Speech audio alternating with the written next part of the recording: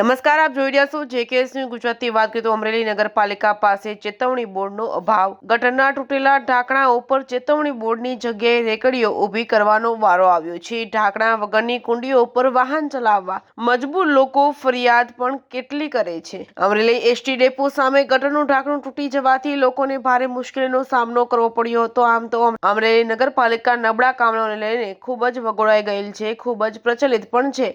Block paver હોય કે પછી ડ્રેનેજ લાઇન હોય કે સમગ્ર જગ્યાએ નબળી ગુણવત્તાના કામો થયાની અઢળક ફરિયાદોની ફાઇલો નગરપાલિકાના કબાટમાં સડે છે। એવામાં આજે ફરી એકવાર બેદરકારીના દ્રશ્યો સામે આવ્યા છે। અમરેલીના એસટી ડેપો સામે પોશ વિસ્તારના ગટરનું ઢાંકણું તૂટી ગયું હતું, જ્યાં મેઇન રોડો હોવાથી ખૂબ મોટા પ્રમાણમાં નાના મોટા વાહનોની અવરજવર થતી હોય છે।